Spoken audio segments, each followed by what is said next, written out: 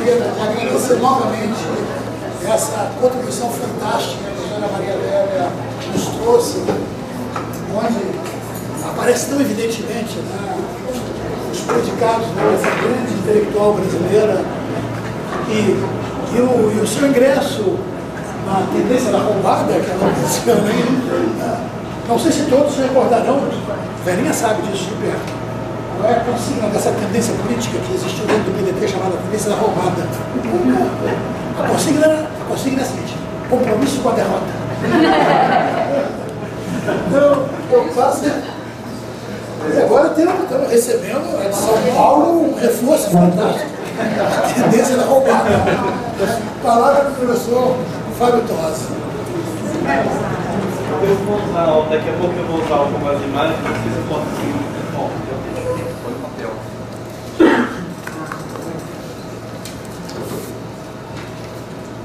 Tecnologia sempre salva. Eu queria agradecê-los imensamente, aqui é o Ed, a CC, o programa de pós-graduação, o professor Bilo, a professora Vera, todos vocês, a professora sempre. É uma honra enorme poder participar aqui com a minha pequena contribuição. O que eu propus falar é minha tese de doutorado, foi defendida no começo do ano, em fevereiro, sob a orientação da professora Maria Adélia, lá no Departamento de Geografia da USP. E o desafio que nós buscamos desenvolver na tese, enfrentar, é trabalhar com o que a gente chama de pirataria. E aí, já começando com a polissemia desse conceito, dessa noção, senso comunizado, né? A palavra pirataria existe desde a antiguidade. Os gregos já falavam em pirataria com o sentido de roubo no mar e tudo mais. Mas hoje é um termo que se prega de forma muito variada, né? Isso não é um termo que eu vou abordar necessariamente, mas a gente acredita também que essa vinculação da palavra pirataria a crime, né, ela também se prega uma criminalização de certas práticas bastante específicas, que dá uma prática que a gente vai mostrar daqui a pouco, empiricamente. Mas o grande desafio de entender, então, cientificamente, isso que a gente chamaria de pirataria, que seria toda a forma, né, como nós trabalhamos para tentar fugir um pouco da ideia de senso comum, mas dialogando com o senso comum também, né? Incorporando então aquilo que já é uma prática pirata, mas aquilo também que pode aparentemente não ser, mas é. Né? Tirar uma cópia, uma copiadora aqui é pirataria ou não é? Então a gente propôs trabalhar com essa ideia da desapropriação. Pirataria como toda e qualquer forma de desapropriação de uma ideia ou objeto de uma forma que fundamenta o processo criativo. Então, com isso a gente procura uma definição mais científica, digamos assim, e bastante abrangente, que inclui tanto os objetos quanto as informações. Isso é muito importante, uma vez que, como nosso ponto de partida teórico, né, é baseado especialmente no professor Milton Santos, e o professor Milton, o professor explicou, nós temos um período técnico-científico informacional hoje, que seria, né, o que vulgarmente a gente chama período da globalização, no qual há uma tendência à homogeneização de objetos, de informações, de normas, de hábitos, né, tendencialmente homogêneos, apoiados de modo de produção também tendencialmente único. E essa camada técnica planetária que é uma mesma base, né? Seja aqui ou seja em outros países, nós comungamos a mesma base técnica. E o equivalente geográfico desse período é o meio técnico científico informacional. Então nós procuramos entender a pirataria no presente histórico, evidentemente, a partir da ideia de meio, especialmente. E assim a gente espera empiricizar algumas ideias do período histórico, tentando se aproximar da ideia do espaço banal, que o professor Milton propõe, fugindo, portanto, da tradição, uma certa tradição geográfica, de se dedicar ao espaço das redes. Evidentemente, como vamos ver daqui a pouco, a pirataria, o que a gente pode chamar de pirataria, né? Ela é feita tanto por agentes hegemônicos quanto por agentes hegemonizados. Né? Então, vamos trabalhar com os dois esses dois agentes, né? E aí tem que trabalhar com a ideia de espaço banal, e a ideia de lugar também é muito forte, porque a pirataria nada mais é que uma combinação lugarizada entre técnica e intenção, seja qual for. Um pirateiro que vende DVDs, ele está usando uma combinação lugarizada entre técnicas e uma intenção. Um Estado como a China, quando adota a desapropriação como política de Estado, também está usando uma combinação de técnica e intenção. As técnicas em conjunto, né? Isso é muito importante. A gente procurou entender a pirataria como o grande fenômeno de desapropriação. E não a pirataria de DVDs, a pirataria de bolsas, a princípio. Né? Isso é importante porque a gente procurou assim dialogar, porque para a geografia o professor Milton Santos falava que a geografia era uma filosofia das técnicas. E as técnicas não existem isoladamente, né? Elas são existentes. Então, para não ficar preso a um produto ou a mercadoria, né? que é o discurso típico da economia, uma certa visão da economia que domina a discussão sobre pirataria. Do ponto de vista microeconômico, é o prejuízo da empresa que é vítima da contrafação. Do ponto de vista macroeconômico, digamos assim, seriam os impostos que o Estado deixa de arrecadar e o pseudo-desemprego causado pela pirataria. Essa leitura é muito predominante, assim como uma certa leitura jurídica também. Aliás, a maior parte da produção acadêmica sobre pirataria é do direito. Sintomático. Na dualidade legal e legal. Evidentemente, não se trata, como a gente parte da ideia de usar o território, seria moralmente adotar um ponto de partida, se eu partisse como geógrafo de uma ideia de legalidade ou ilegalidade, até porque na realidade, como a gente vai ver, isso se mescla em combinações infinitas, né? O legal e o ilegal não é um ponto de partida geográfico. Então, geograficamente, a gente poderia dialogar um pouquinho com essa discussão, porque a expansão desse meio técnico, científico e informacional, que o professor Milton define como a cara geográfica da globalização, digamos assim, né? Ele é seletivo, evidentemente. Os mapas que a professora Maria Adriana nos mostrou a respeito de São Paulo mostram que ele é seletivo, mas ele se expande. E para nós, a nossa tese geográfica para entender a pirataria é de que ela não apenas cria as possibilidades de pirataria hoje, amplamente facilitadas, esses objetos técnicos, por exemplo, mas ela incentiva práticas de desapropriação. Os objetos contemporâneos, eles incentivam desapropriações. É por isso que o discurso bastante falacioso, né, do combate à pirataria, que criminaliza a pirataria, né, vendo-a como uma aberração aos processos econômicos, ele não pode ser sustentado, porque nós acreditamos que, por outro lado, os processos em curso, né, a partir da pirataria, são das manifestações mais notáveis do período técnico-científico informacional, do período técnico-científico informacional. A pirataria é, seja qual for, uma hipericização do tempo e espaço globalizado, digamos assim, da relação espaço-tempo atual. Né? E aí a gente pode lembrar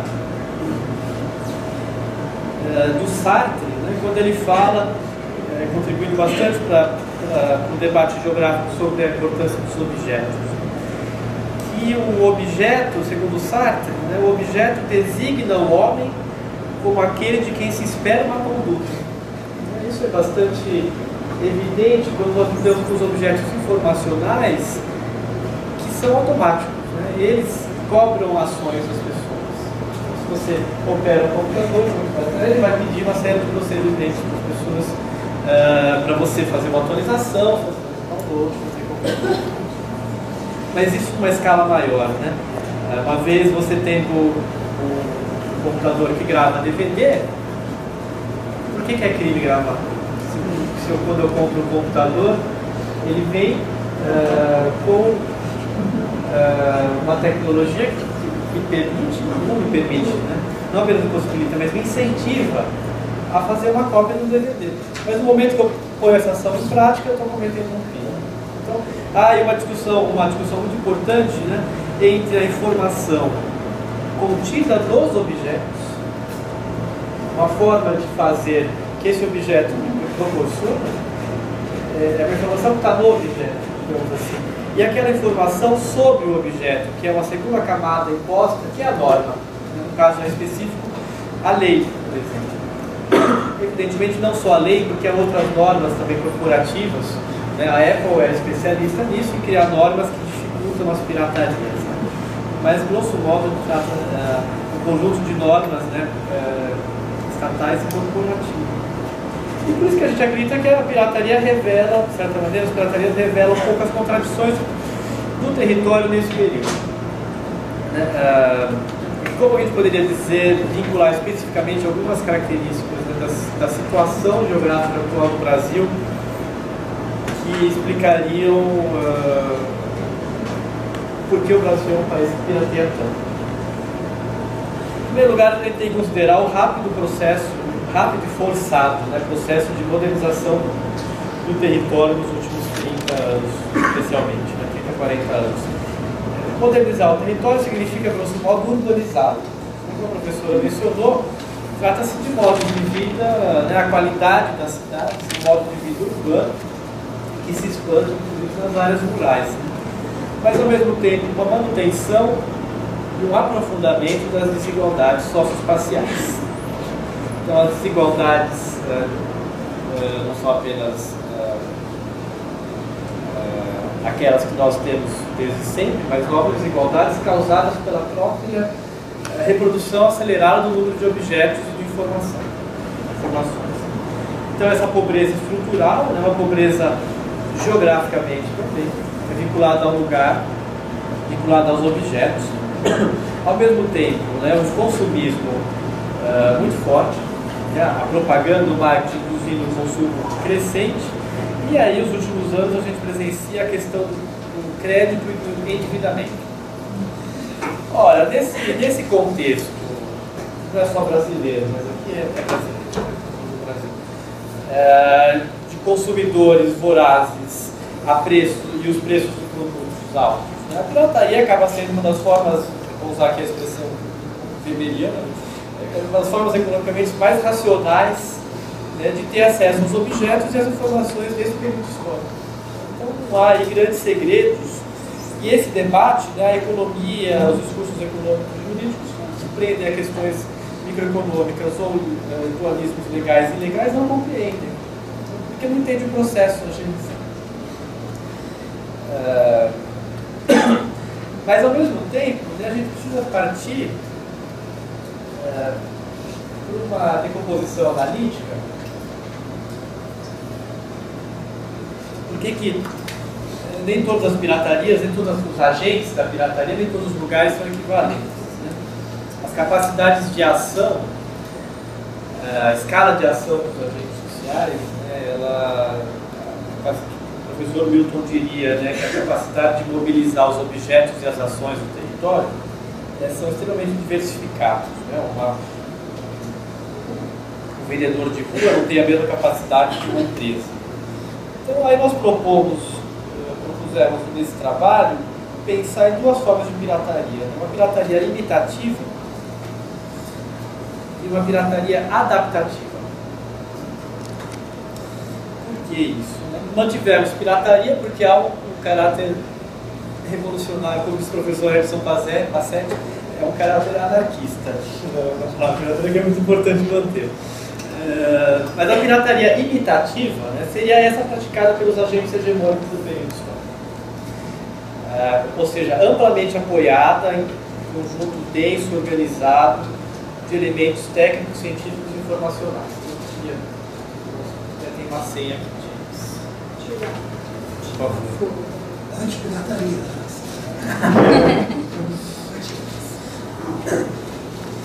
Ou seja, uma pirataria especializada. O que significa isso, né? Você não pode...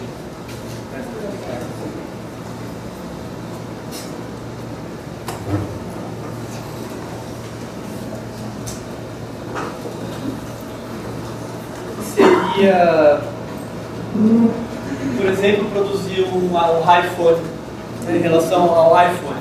Isso exige um processo que é denominado de engenharia reversa, né? Você parte de um objetivo final e você reconstitui toda a base da cadeia produtiva para chegar à reprodução da forma, né? Então, tem toda uma discussão sobre a forma, o conteúdo, o que de fato é interessante, né? Todo o apelo simbólico do próprio objeto do iPhone, né? Da forma, tudo mais. Mas para fazer isso, você não pode você precisa, né, de um conjunto de técnica, ciência e informação. Isso é alta tecnologia. Isso é um trabalho especializado. Esse tipo de pirataria também está presente aqui. Isso é interessante. Em cima são os carros originais, e embaixo as cópias, evidentemente chinesas, né? Aqui do Toyota Prado, o Mercedes C, e aqui qual que é esse aqui? É o Cherokee que está vendo no Brasil, o carro mais barato do Brasil. Custa 20 mil reais e tem até airbag, ABS, tudo mais. Que é a cópia desse modelo aqui da Yuri. Mas você produzir isso é completamente diferente, né, dessa que eu chamo de pirateria imitativa, que é abundantemente praticada por empresas e por estados. As empresas, no caso essas, fazem isso. Empresas oficiais, né, entre aspas, fazem isso. Isso foi política de Estado. Todas as grandes potências econômicas hoje, os Estados Unidos, os países europeus,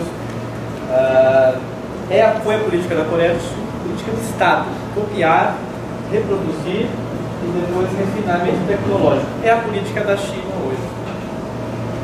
É completamente diferente disso, né?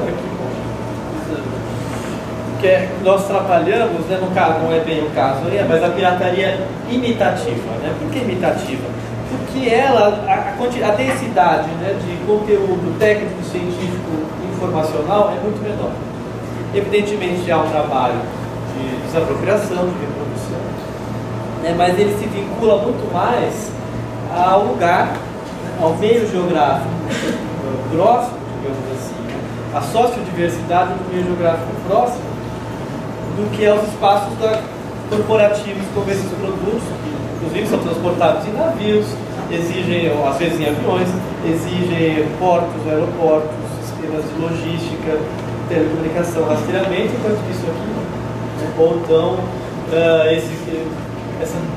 essa engenhoca maravilhosa, né, que permite você vender DVDs, transportar, né, isso é interessantíssimo, o artigo do Neil Smith sobre a arquitetura dos moradores sem teto é muito inspirador para pensar isso, porque isso aqui, essa forma é importante, principalmente porque ela cumpre uma função.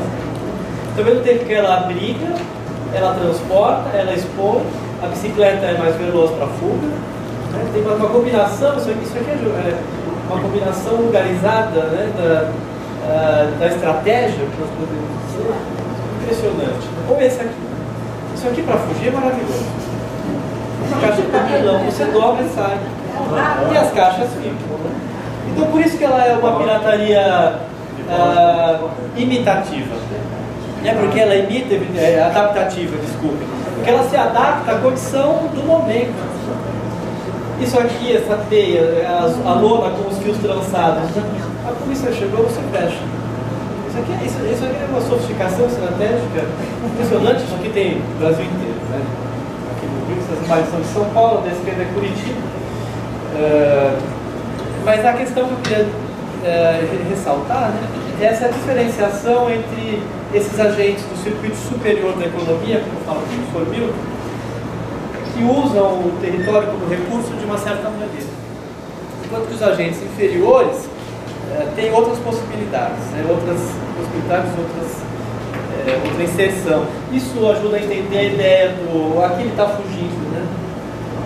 Ele está aqui, a polícia chega, ele atravessa a rua, a operação delegada, assim que a polícia passou os metros, ele volta.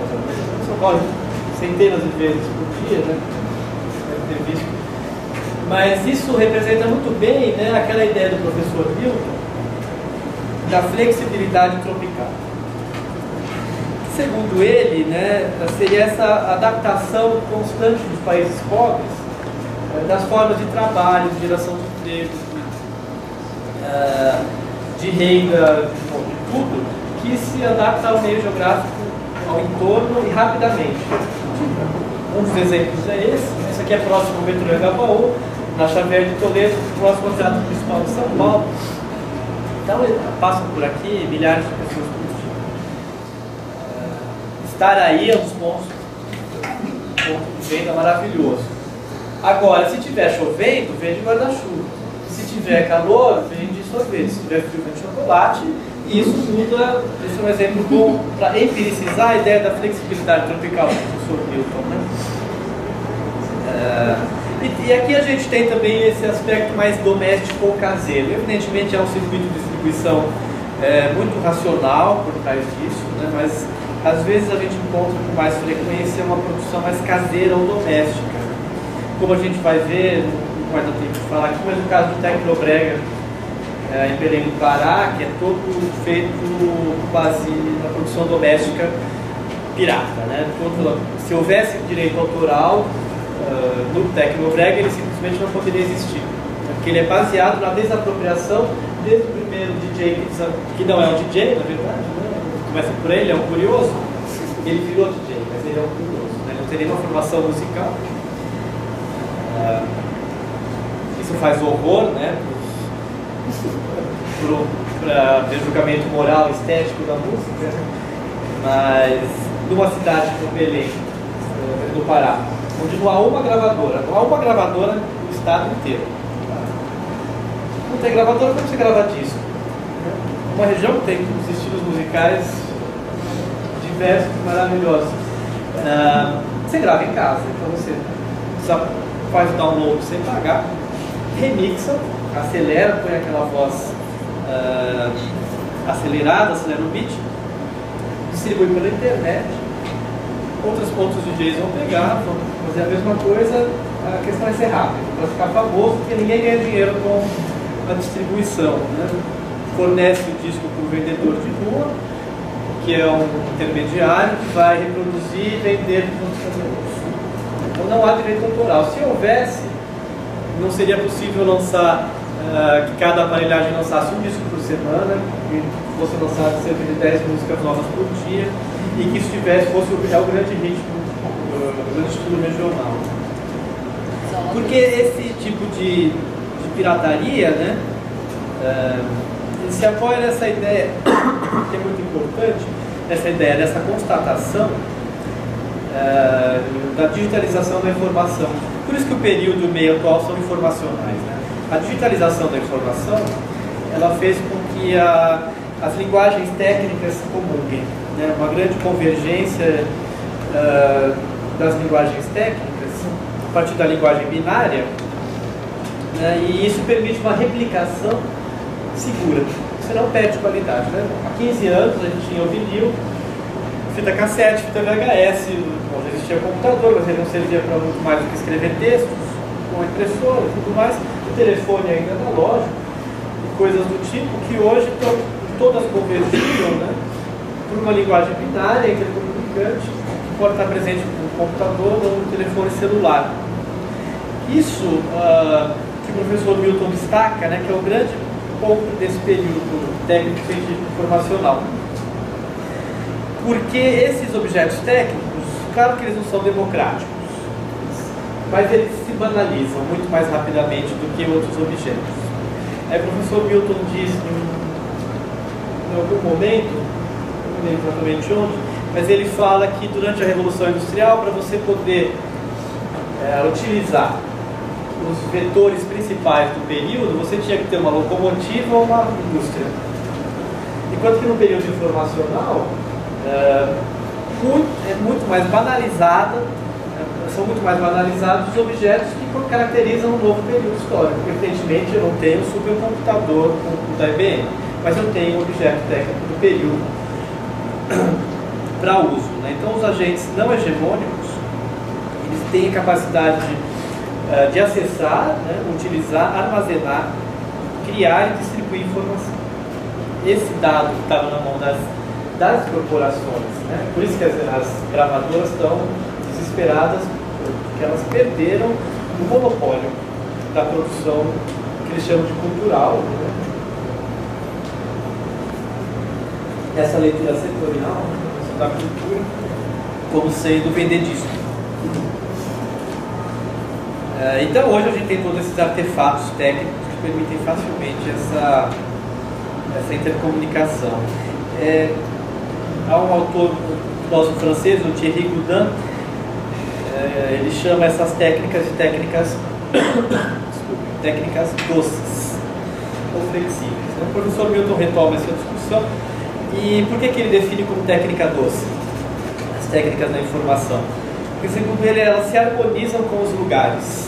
Elas são portadoras de cumplicidade e conviabilidade, podendo gerar autonomias locais. No caso do Tecnobrega, me parece bastante simbólico nesse sentido.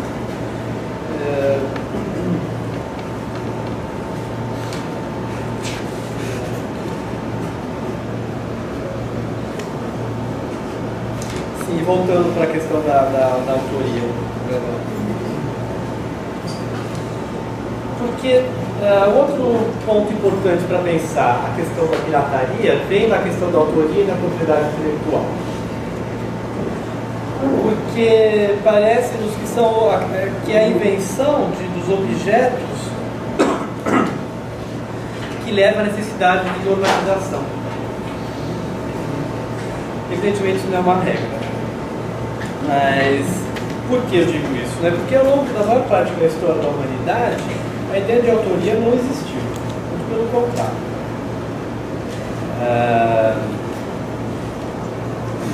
A gente tinha, por exemplo, as culturas da Idade Média não tem assinatura. Não há assinatura, não há autoria, é um ateliê, obras coletivas.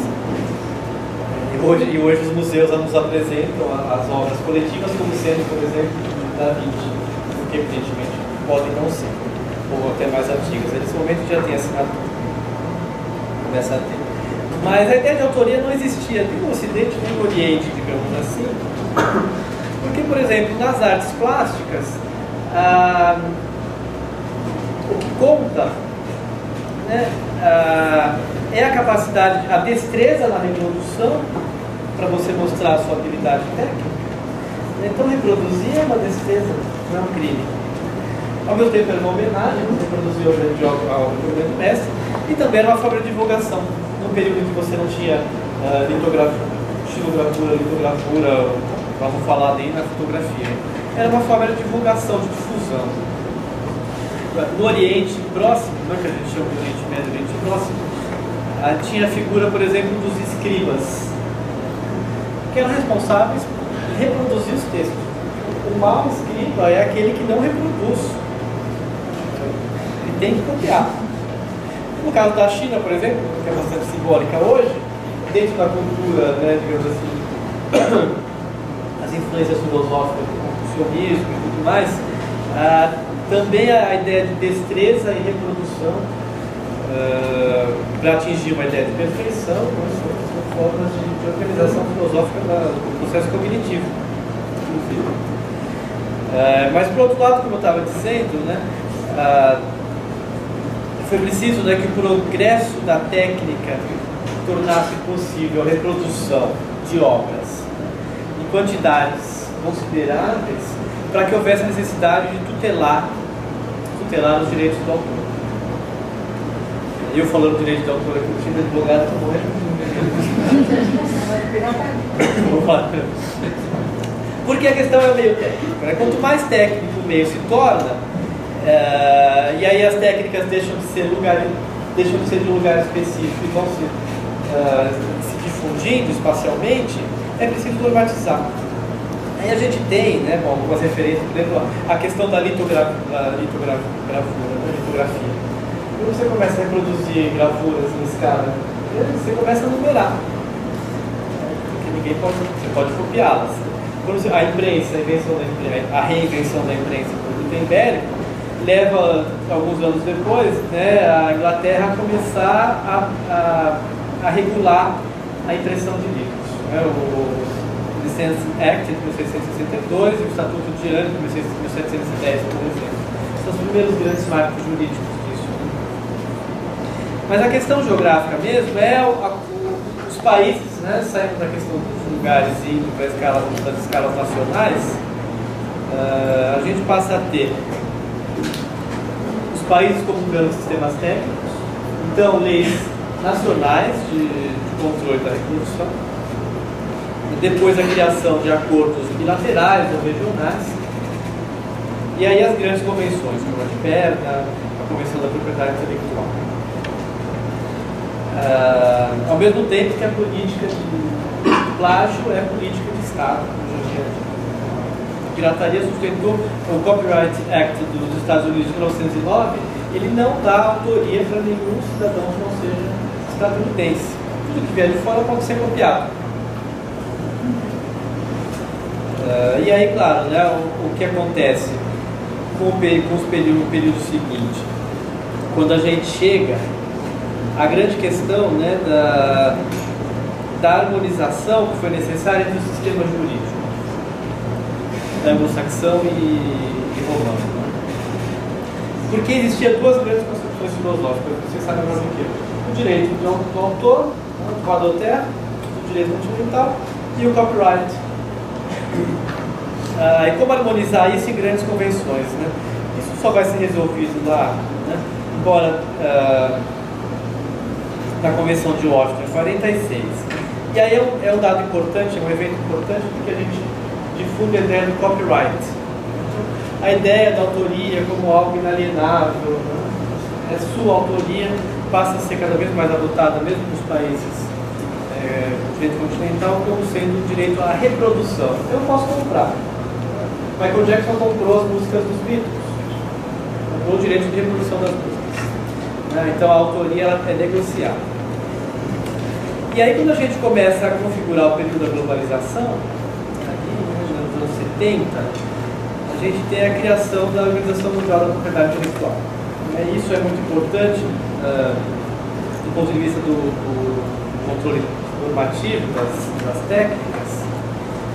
Ela está vinculada inicialmente à ONU, depois ela passa à OMC, mas porque a gente tem o que alguns autores chamam, né, da tentativa de criar monopólios intelectuais, monopólios técnicos, né, uma nova colonização, como fala o Bertrand Gilles. Isso mostra, especialmente no ponto de vista geográfico, a importância que a informação vai ganhando nesse período. E aí a gente tem o que a gente poderia chamar de periferias técnicas. Quem chama, na verdade, um autor russo, Varina, as periferias técnicas. Isso acaba resultando, né, para me apressar aqui um pouco, a partir dessa planetarização das técnicas e das normas das técnicas, a gente passa a ter, mais recentemente, a ideia de um combate planetário à pirataria. E aí a gente entra em outras questões bastante geográficas, como por exemplo a geopolítica. Por quê? Especialmente a partir da presença dos Estados Unidos com os relatórios 301 que eles fazem desde 88, em que os países todos os países com os quais eles têm relações comerciais são classificados anualmente de acordo com o cumprimento da propriedade intelectual. Vamos citar o país.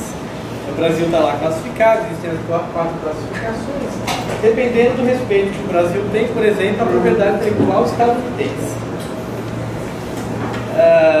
Então, por exemplo, quando o Brasil cria a lei de patentes, a nova lei de patentes de 94, o Brasil é promovido dentro do relatório. Em 98, quando a lei do direito autoral, o Brasil é promovido mais uma vez no relatório. E assim você faz um jogo de promover ou rebaixar o país, que no fundo é a forma mais visível de uma verdadeira geopolítica das patentes. Vou mostrar aqui. Por que uma geopolítica de patentes? A patente é informação, período informacional. Aqui o que nós temos? Aqui o segundo. Brasil e Estados Unidos. Patentes concedidas, que o mapa a base está muito clara, vocês conseguem ver. Aqui o Brasil, aqui os Estados Unidos. Né? A espessura da seta é proporcional ao número de patentes concedidas em cada sentido. Então essa seta significa o número de patentes que o Brasil concedeu às solicitações americanas. Por outro lado, em 2011, as concessões estadunidenses a patentes brasileiras. São 8 mil nesse sentido e 209. Evidentemente que o combate à pirataria é um grande tema político para os Estados Unidos. Isso está vinculado no GATT e em outros acordos, no TRIPS. E, bom, e você deve ter acompanhado recentemente a tentativa da criação do ACTA, aquele acordo internacional para vincular a pirataria a todos os acordos, o combate à pirataria a todos os acordos bilaterais. E aqui outro dado interessante que mostra também a pertinência aqui, direito autoral, essa classificação do Banco Central do Brasil. Eu não entendi porquê, mas a partir de setembro de 2011 eles não fazem mais esse tipo de levantamento. Só tinha até setembro de 2011. Dia 11. Mas aqui direito autoral inclui tudo que é pagamento por filme, software, coisas do tipo, né? Música, evidentemente. Então aqui, entre 2007 e 2011, remessas de direitos autorais do Brasil para os países que recebem, né? Evidentemente, Estados Unidos, 50% de todos os direitos autorais que o Brasil remete ao exterior nesse período vão para os Estados Unidos. E os outros aqui para a Europa, especialmente a Alemanha, depois Reino Unido e França, né? Mas dividem os 50% restantes. E aqui, mesmo se a gente pegar aqui Japão, China e outros países, é muito pequena a participação. A grande questão geopolítica envolvendo pirataria e patentes é, portanto, uma política estadunidense. E é por isso que a gente pode falar de uma geopolítica. Isso tem alguns desdobramentos empíricos muito representativos, não vou falar sobre eles aqui, mas estão olhados na tese. Por exemplo, a intervenção desses relatórios estadunidenses, veja o tamanho da questão como é relevante a questão autoral dos Estados Unidos, questionando a existência de copiadoras nas universidades brasileiras. Então, isso é relatório do Departamento de Comércio dos Estados Unidos. Tem lá menções explícitas à USP, ao FRJ, sugerindo, inclusive, a audácia de sugerir, sugerir é uma palavra argentina, eles usam a palavra must, em inglês, né? Deve. As universidades, o governo deve, must, cancelar, impedir essas universidades de permitir que os alunos tirem cópias de livro. A Polícia Federal foi ao FRJ. A Polícia Federal foi ao FRJ. Xeroqueira até hoje responde processo. Sim, tem professores respondendo processo. Não sei se ainda tem, né? A Polícia Federal aí tem a Associação Brasileira de ABDR, né? De editoras que faz esse papel com a polícia. Mas também esse foi um dos casos muito explícitos, né? A questão da relação dos Estados Unidos mencionando diretamente a questão dos livros. E as universidades, felizmente, nesse caso, respaldaram-se na autonomia universitária e conseguiram criar normas que barraram. Né? Outra questão importantíssima que se dá ainda hoje, né? A questão do patenteamento das drogas, que vem de 94, né? Da lei de patentes, porque no Brasil não existia o patenteamento de drogas. Inclusive a Fiocruz, por exemplo, com isso conseguiu desenvolver uma política de medicamentos mais baratas. Né? Mas essa lei de patentes, né, que dizem que foi feita pela Interpharma, né?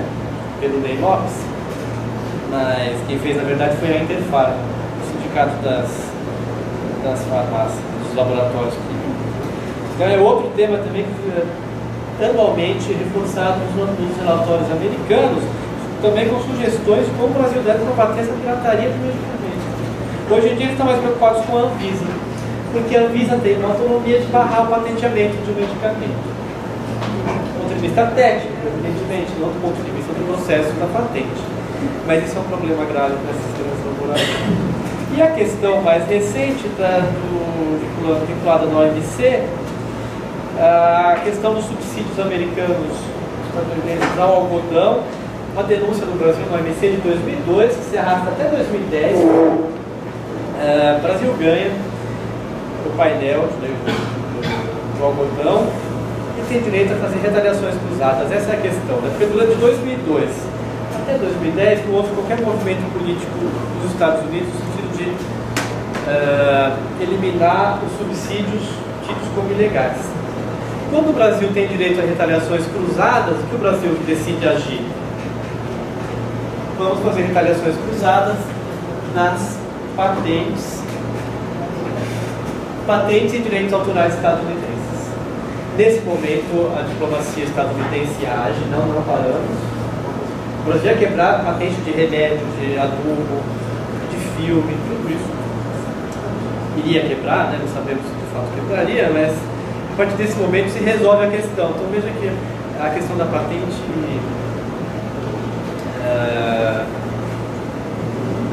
e depois acaba o problema. Os Estados Unidos dão 150 milhões de dólares para o Brasil por ano para criar o Instituto do Algodão e ele resolveu todo o problema. E o Brasil assume, né, explicitamente que não vai praticar nenhuma retaliação cruzada em temas obtusos ao algodão. Isso são as patentes. Então isso mostra muito claramente como a progressão a expansão da patente. E os grandes detentores de patente do mundo são os Estados Unidos, em primeiro lugar, Japão, em segundo lugar. Não há, por mais que outros países, mesmo a Coreia, né, a Índia progridam, não há mais de 60% estão nos Estados Unidos e Japão. E a grande questão é a China, né? Será que a China entra na patente ou não entra? Esse é o problema. É um problema grave de entender o presente, porque se ela decide aceitar essa política de patentes com base em modelos estadunidenses, a gente reforça esse modelo. Se ela decide não entrar no modelo de patentes como ele está, a gente vai caminhar para uma outra direção, provavelmente. Mas são especulações. Né? Bom, indo caminhando aqui. Né? Essa geopolítica, ela é interessante lembrar mais uma ideia do professor Milton Santos. Ele fala que hoje a política dos estados é uma política das empresas. Que o grande movimento dos estados nacionais são por interesses de algumas corporações, grandes e seletivas corporações. Essa ideia da geopolítica que a gente trabalha, aqui é evidentemente não a geopolítica clássica, né, que considera apenas o Estado como fonte de poder, digamos assim, mas essa geopolítica que é esse movimento da política dos Estados com a política das empresas. Outro dado impressionante desse movimento é o INPI, cuja sede aqui no Rio de Janeiro, Instituto Nacional de Propriedade Intelectual. Foi amplamente modernizado nos últimos anos, o número de funcionários e técnicos dobrou para dar patente para estrangeiros. O maior número de patentes concedidos pelo INPE, esse processo de modernização ainda em curso, né, beneficia também demandas estrangeiras. Problema grave que o Brasil acaba modernizando as suas estruturas públicas de concessão de patente, que é o direito soberano. A patente é brasileira, o Brasil dá a soberania, nesse caso, territorial. Né? Mas para depois, no momento seguinte, isso se converter em remessa de divisas do Brasil para o estrangeiro. E aí, no bojo dessa discussão, nós temos em 2004, né, na escala nacional, a criação da CPI da pirataria. Produziu um relatório que se dedicou muito mais aos grandes tubarões da pirataria, digamos assim. Já no ano seguinte se cria o Conselho Nacional de Combate à Pirataria, vinculado ao Ministério da Justiça. E aí se difunde com mais força, vemos nós, né, essa vinculação da pirataria como crime, né, naquilo que a gente chama na geografia de psicoesfera, né, na esfera dos valores, dos valores sociais, das ações. Por quê? Né? Porque a pirataria é vista aqui como aquela que atrasa o país. O Brasil não progride porque nós não respeitamos a propriedade intelectual. Ela causa desemprego, não gera impostos. O crime organizado, né, porque ainda tem que chamar de crime organizado, a máfia, tudo isso entra, né, as mortes são causadas pela pirataria. Esse discurso também está presente na droga, no tráfico de drogas, né, na criminalização. Isso na escala nacional. Ao mesmo tempo, na escala estadual, a gente tem a multiplicação de delegacias especializadas no combate à pirataria. Aí eles chamam de pirataria material e imaterial. A multiplicação dessas delegacias nos estados. Em São Paulo, a gente tem ainda, além disso, em 2006, a criação de um comitê estadual de combate à pirataria, vinculando diversas secretarias. E partindo para a escala municipal, que é o que eu queria me dedicar um pouquinho aqui, o que é o movimento mais forte hoje é a ideia da municipalização do combate à pirataria. Porque uma série de, como o James mostrou, a professora mostraram, né, a organização do território, o planejamento do território são de esfera municipal. Assim como também a Guarda Civil, que é municipal. Então o discurso da municipalização do combate à pirataria é muito forte. E aí vem alguns programas, por exemplo, Cidade Livre da Pirataria, que se expandiu, começa em São Paulo, vai para outras cidades e hoje está, por coincidência, nas cidades sedes de jogos da Copa do Mundo, ou no caso das Olimpíadas do Rio de Janeiro, nessas cidades, porque a Lei Geral da Copa há lá uma exceção, né, um artigo específico sobre a pirataria na Lei da Copa. Né? Então, tudo que é vinculado à Copa do Rio, das Olimpíadas, não precisa passar pelo processo tradicional de proteção. Já é considerado protegido e, portanto, qualquer cópia já é pirataria. Então, essas cidades, nessa municipalização do combate, elas se vinculam a esses eventos, nesse caso. Em São Paulo, há outras coisas absolutamente violentas, como, por exemplo, o uso de escolas, como se chama de projeto Escola Legal, né, financiado pela Câmara Americana do Comércio do Brasil. Os professores são lá convidados, a estrutura pública é utilizada, a estrutura municipal. As escolas particulares também, mas em menor quantidade. As escolas os alunos são lá civilizados, como se comportar, vinculam cidadania, violência, desemprego à pirataria. Isso de fato é um programa grande, está em 7 cidades, estava em 7 cidades, saiu de São Paulo, já agregou Curitiba, por exemplo. Mas começa em São Paulo é a maior cidade. Mas isso tudo para mostrar uma situação paulista, né, bastante específica, foi um dos objetos do estudo da tese, porque aí a gente chega àquilo que o James mencionou, que é a operação delegada. Então, o pico oficial, que chamou lá também, são cerca de 4 mil PMs, né, que o James mostrou que no dia de folga trabalham fardados para combater, especialmente nas regiões centrais da cidade de São Paulo, para combater vendedores ambulantes, e aí a questão da pirataria vem como está acontecendo. O combate à pirataria, a criminalização da pirataria, né, esses 150 milhões mais são transferidos do orçamento municipal para o orçamento do Estado, né, são funcionários do Estado, pagos pelo município. Isso é muito forte. Mas São Paulo, isso, especialmente na gestão do Gilberto Kassab, agora está tendo alguns problemas, viu, David? Até você comentou, porque parece que o Haddad decidiu rever a forma de pagamento. O Kassab era generoso, ele pagava adiantado, antes do PM trabalhar. O Haddad falou, não, eu pago, mas depois de trabalhar. E aí os PMs estão cruzando os braços. Em alguns eventos, como a virada cultural, está vinculado a isso. E o que é mais... Tá, eu estou concluindo. Mas... E o que é mais interessante aqui da militarização do território, que se traduz na militarização dos cargos em São Paulo. Aqui são as 31 subprefeituras de São Paulo.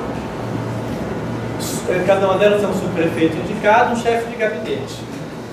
O governo Gilberto Kassab indicava militares para assumirem os cargos das subprefeituras. Coronéis da reserva, especialmente, Então, veja que interessante aqui, em 2012, isso até o final de 2012, das 31 subprefeituras, 27 tinham subprefeito e chefe de gabinete militar. E 3 delas apenas subprefeito militar, e apenas a subprefeitura do Remiboi Mirim estava na mão de um subprefeito civil. Não é governo passado, é governo 17.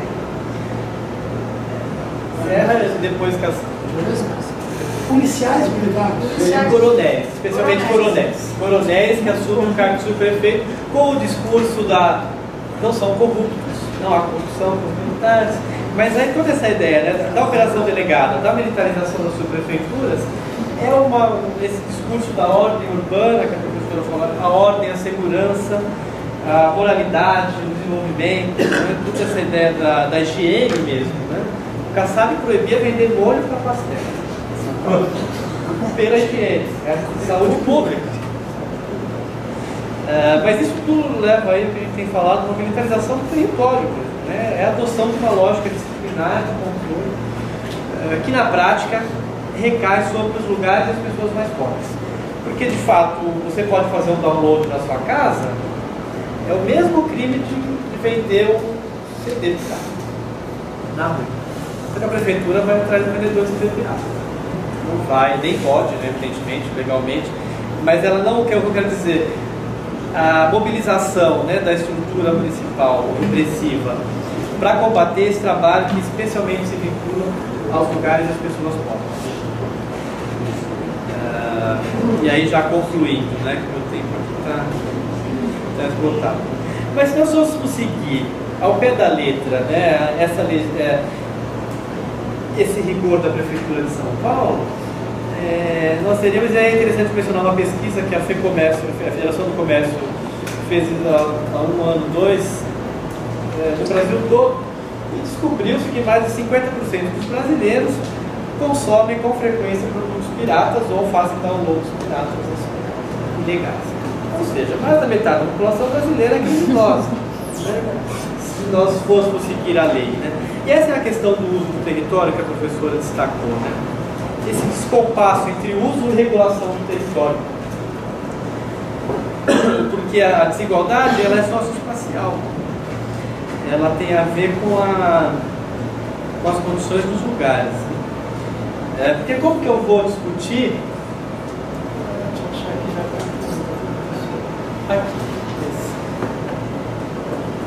Salas de cinema no Brasil, dado em 2006, desculpe, eu tentei atualizar esse dado, não consegui. Mas, grosso modo, aqui por estado, o Rio de Janeiro era o estado onde o maior número de 40% dos municípios do estado tinham salas de cinema. Enquanto que a maioria deles, a porcentagem é minúscula. São Paulo, por exemplo, só 20% dos municípios têm salas de cinema. Mas, resumindo a história, 90% dos municípios do Brasil, aproximadamente, não possuem salas de cinema. Agora, qual que é o discurso trazido pelo Estado e pelas empresas, né, cinematográficas? Pirataria de filme é crime, gera desemprego, incentiva a produção cultural, não paga impostos e tudo mais. Mas como que a pessoa, mesmo que ela queira pagar para assistir um filme, ela não tem como. Então a questão não é legal nesse caso, a questão não é uma questão geográfica, acesso aos objetos que permitiriam assistir o filme, ter acesso a essa informação.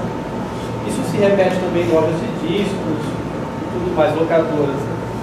O mesmo se dá, se a gente pegar uma escala, aqui aqueles mapas um pouco que a professora mostrou, salas de cinema em São Paulo. Região central, sério e tudo mais. Né? Aonde nos últimos 30 anos houve um esvaziamento populacional. Que são esses mapas que a professora mostrou. Salas de show, né, também de concerto, salas de teatro.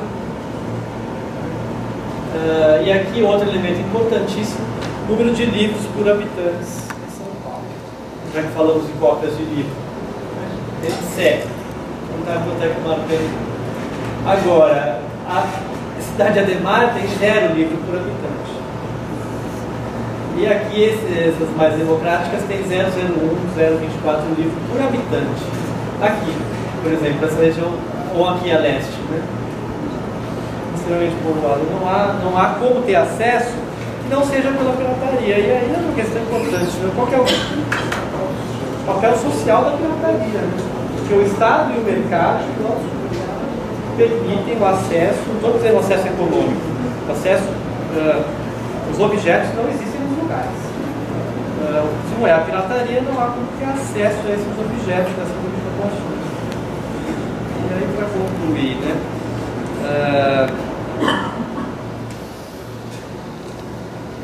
Só para também não parecer aqui que né, o que a pirataria permite, então, nessa questão dessa dialética do presente. Né? Também não se trata de uma visão romântica, né, sobre a pirataria e tudo mais, nada disso. Né? O que parece que a geografia mostra, o uso do território pela pirataria, né, é que as contra-racionalidades elas perdigam nos lugares. Não há uma racionalidade única que se impõe pelos objetos, pelas normas, mas as contra-racionalidades se multiplicam. Por outro lado, essa é a questão, a dialética do presente. Né? As práticas de desapropriação, de pirataria, ela, de um jeito ou do outro, também reproduzem esses objetos, essas informações dos agentes hegemônicos. Então, evidentemente, o filme blockbuster de Hollywood ele está em todas as esquinas. Ao mesmo tempo que desapropria, reproduz. Esse é um dado importante para a gente entender que a questão é mais complexa. Para lembrar o Celso Furtado, né, dizia ele como, ele fazia um trocadilho, como se apropriar do hardware sem se contaminar pelo software, né, das ideologias. Essa questão parece ser bastante forte. E aí o caso do Tecnobrega me parece ser mais autônomo. Né? De todo modo, para terminar, lembrando mais uma vez o professor Milton e a minha professora Maria Adélia, a discussão sobre o período popular da história, né? Parece que a pirataria ela ajuda a entender um pequeno ponto que o professor Milton chamava de período popular, né? Um período demográfico, né? Para não parecer que o popular é algo ideológico. Porque a grande questão aí é o uso da técnica nos lugares mais pobres. Né? Esse é um fato novo. Nossa tese foi um pouco a ideia de tentar mostrar empiricamente, discutir um pouco esses novos usos pelos mais pobres, nos lugares mais pobres, né, das técnicas. Né? Porque, de fato, tudo que existe ou vai existir, tudo que há, né, tem que haver com a geografia. Não há nada flutua. É isso, desculpem o tempo, eu acho que eu passei bastante.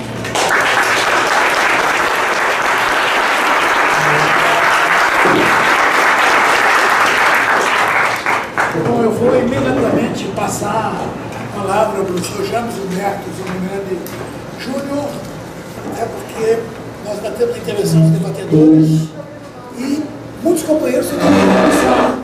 Agora, todo mundo nessa sala sabe que a nossa primeira obrigação agora é apresentar o trabalho do professor Fábio Tosi ao professor Túlio Viana. Sim. Quem tem contato com o professor Túlio Viana aqui? Eu. Aqui, por favor, dizer para ele que isso aqui é a coisa mais... Ele tem que... Ele estará aqui, né? Ele vai estar em outubro? Temos que apresentar esses dois. Daqui eu estou nos 7 anos de universidade do James. Bom. Tá?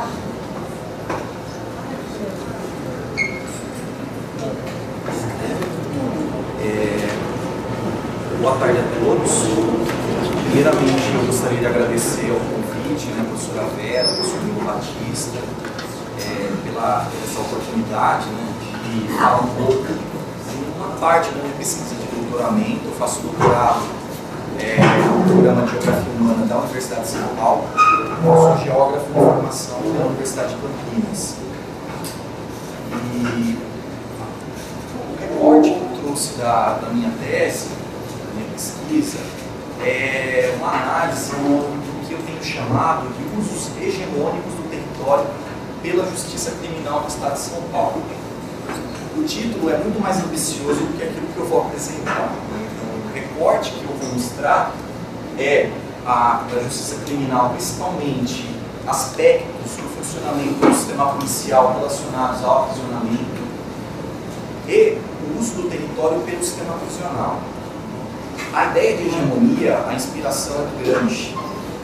Então, quando ele diz, né, que muitas práticas políticas elas são sustentadas por uma ideologia que parece que atende a todos, mas na verdade, no caso de São Paulo, essa ideologia que vai alavancar usos corporativos do território do Estado aprofunda desigualdades socioespaciais. Então, ou seja, ela atende a interesses corporativos, principalmente, vinculados ao funcionamento do aparelho do Estado, lá, né, naquela unidade federativa, que é hoje a mais rica do país, mas onde as desigualdades avançam de uma forma bastante rápida. Então o recorte vai ser esse, né, compreender no Estado que é dito que é o mais rico, como que é um aprofundamento das desigualdades por usos hegemônicos do seu território, principalmente pelo sistema prisional. A geografia, ela na sua origem, já no século XIX, ela tem sempre essa ambição, né, de tentar uma teoria sobre o funcionamento do mundo. E o conceito filosófico de totalidade, ele inspirou muitos pensadores, né, e principalmente o professor Milton Santos, onde, né, essa totalidade é vista como uma unidade. Então, o que seria essa unidade do mundo, mas que é vista com diferentes caras, ou, né, para ser mais rigoroso, né, nos conceitos geográficos, com diferentes paisagens. Né? Então, as paisagens das cidades do Rio de Janeiro, elas podem me lembrar um pouco, né, as periferias de São Paulo, mas não são as mesmas. Né? Então, essa unidade que é o mundo, né, essa totalidade do mundo em funcionamento, como que ela se expressa e realiza diferentes geografias. No caso do sistema penal, a pena privativa de liberdade, ela se universalizou. Então, seja em países socialistas, seja em países capitalistas, independentemente do sistema político e econômico dominante, ela se universalizou. Né? Então, na tese, eu busco um pouco essa resposta, né? Por que, apesar de todo o fracasso da prisão, ela foi tão competente em alcançar todos os territórios do planeta? Busquei alguns autores na tentativa dessa leitura, né, da totalidade. Né? Então, o recorte do modo de produção, né, então trabalhado por Dario Melossi e Massimo Pavarini lá, numa obra clássica já, né, Cárcere e Fábrica, onde eles mostram como que as instituições criadas pelo sistema, dentre elas a prisão, né, ajudam a sustentar o modo de produção, que é produtor de desigualdades, como a professora Maria Adélia explicou. Ou, né, um outro autor que me ajudou na tese, nessa leitura da totalidade, foi o Michel Foucault, quando ele vai falar dos sistemas de pensamento, principalmente os sistemas de poder, e como que a prisão ela vai servir para legitimar a repressão. Vai falar como que a delinquência ela é útil, né? Principalmente para a sustentação da propriedade privada, pela manutenção da polícia. Tem uma passagem do Foucault que é muito bonita, quando ele fala assim, né? Se não fosse o uso estatístico da delinquência, como que a gente autoriza alguém a dizer o que temos que fazer? Alguém andar armado enquanto não podemos andar armados, né? Alguém nos ditar as ordens. Né? Então o Foucault ele vai buscar nesses sistemas de poder como que a prisão, né? E ele olha para o século XVIII, XIX. Então, no início da sociedade fabril, né, lembra um pouco o que está acontecendo agora, né, sem fazer uma transposição de tempo aí anacrônica, mas o uso da delinquência para legitimar a repressão, né, nos movimentos de massa, nas ruas. Então, o baderneiro, né, então o vândalo, né, como que havia infiltrados, né, nos movimentos de greves operárias, né, lá no século XIX, né, como que esse delinquente ele era útil, por isso que ele era importante, né, para a sustentação de uma sociedade cada vez mais assimétrica. Ou chegando no período mais recente, né, a questão da globalização, né, o Henri Facan ele é a grande inspiração, porque a tese dele, transição do Estado social para o Estado penal, ela é comprovada no Estado de São Paulo. Um agravante no caso do Brasil. O Brasil nunca construiu um Estado de bem-estar social. Nunca. Coisa que a Europa está tentando desmontar hoje, não consegue, mas ainda existe, né? Na Alemanha, na França, minimamente. Agora no Brasil nunca isso foi construído, como se alcançou nos países do norte, e o pouco que se fez está sendo substituído por um Estado policial e penal. Vou procurar demonstrar isso com algumas análises do meu trabalho. Mas para não ficar falando só das outras áreas, né, da sociologia, da filosofia, do direito, né, na geografia a gente busca também essa análise da totalidade. Né? Qual é a operacionalização disso? Né? É compreender como são feitos os usos do território. O território ele vai ser a grande expressão empírica do funcionamento da totalidade. Né? Então, o professor Milton Santos, ele chama atenção, né, com uma proposta de método. Ele diz: o avanço da ciência hoje ele é tamanho que é possível a gente monitorar essa universalidade empírica. Então, a cartografia ela permite. Vou mostrar daqui a pouco mapas do estado de São Paulo, um estado que é do tamanho de países, ou maior do que muitos países do mundo, e 40 milhões de habitantes, 645 municípios, e a gente consegue acompanhar processos que acometem, né, ou que promovem usos do território de toda essa complexidade.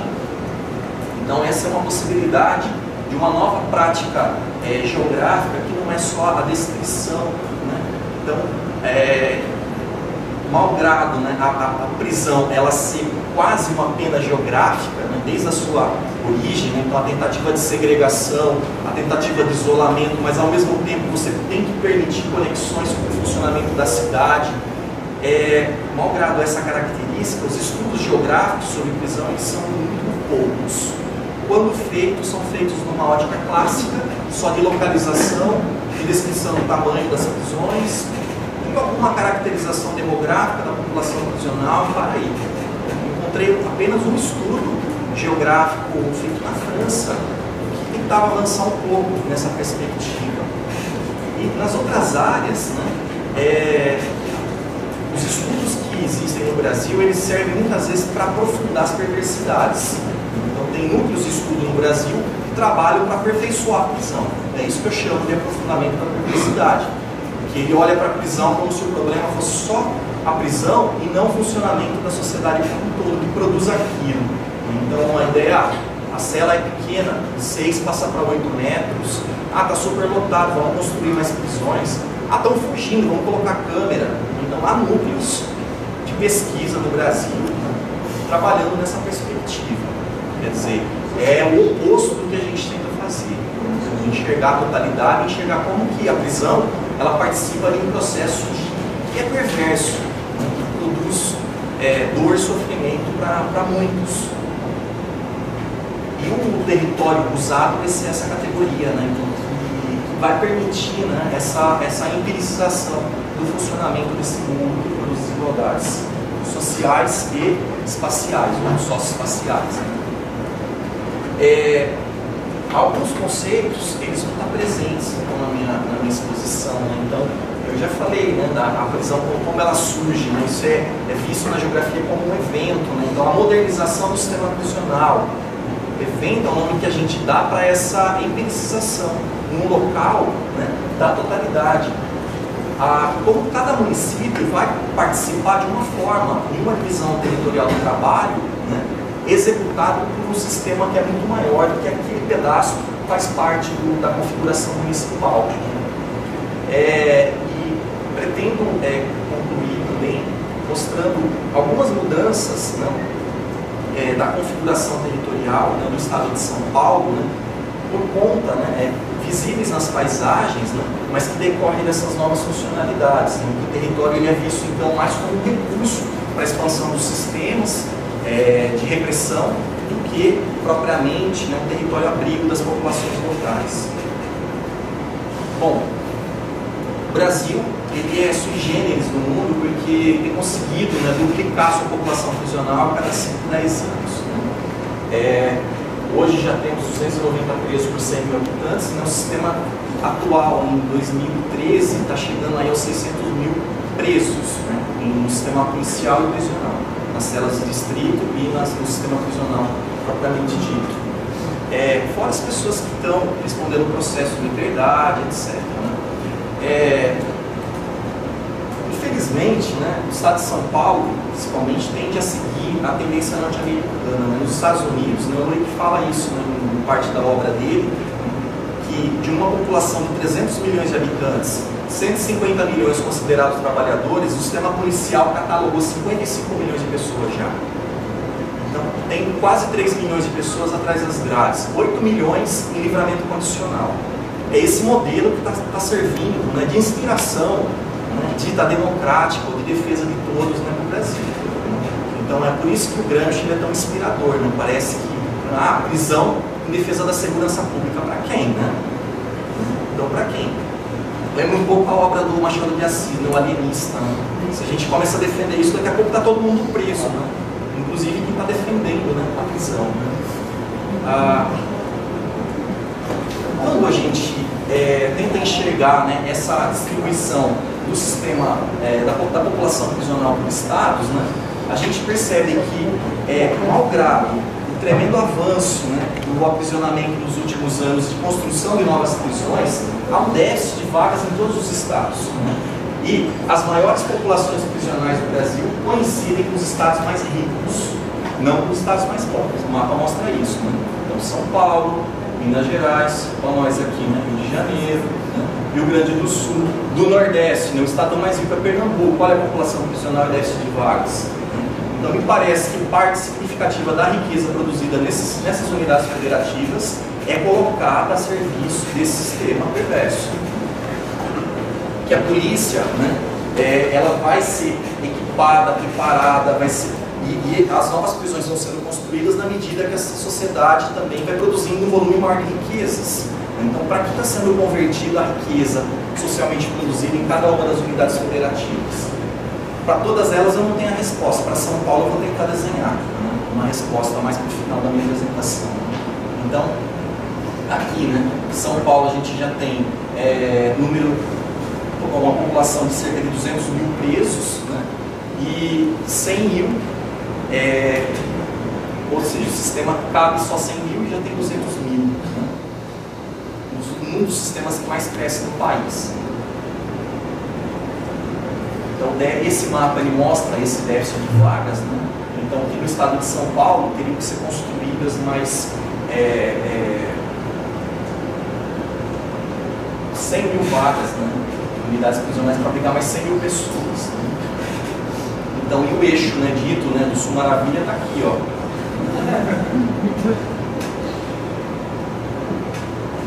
Bom, já falei isso. O que acontece no estado de São Paulo? Né? Há eu tenho chamado na tese uma dialética espacial. Né? Os territórios que são os mais ricos, com maior capacidade de produzir riqueza, são os que mais aprisionam. Mas o cumprimento da pena privativa de liberdade não é ali, próximo das famílias. Então há um deslocamento, né, espacial que é cada vez mais distante das áreas de aprisionamento. Bom, no estado de São Paulo, então, o número chega a quase 200 mil presos para 41 milhões de habitantes. Né? Nos Estados Unidos, que é esse exemplo maior dessa política, o número é de 700 para cada 100 mil. Em São Paulo já temos quase 500. Está chegando lá. Né? 21% da população brasileira mora em São Paulo, mas o estado tem 36% dos presos. Esse é o ritmo do crescimento da população prisional, né, de 2000 a 2013. Então, um pouco menos de 100 mil, né, chegando a 200 mil. Esse ritmo ele é 10 vezes mais rápido do que o da população total. É o crescimento chinês prisional. Então, enquanto a população aumentou 10%, né, entre 2000 e 2010, a população prisional paulista aumentou 106%. Então, o ritmo de crescimento é 10 vezes mais rápido, mais acelerado do que o da população total. Principalmente, né, o número de prisioneiros tem crescido muito, porque o aprisionamento feito pela polícia é endêmico. Né? Esse gráfico ele mostra que de 2001 até 2012 nunca foram presas menos do que 100 mil pessoas no estado por ano. Então, Em 2001 temos aqui 130 mil, né? Em 2012 isso passou de 160 mil pessoas.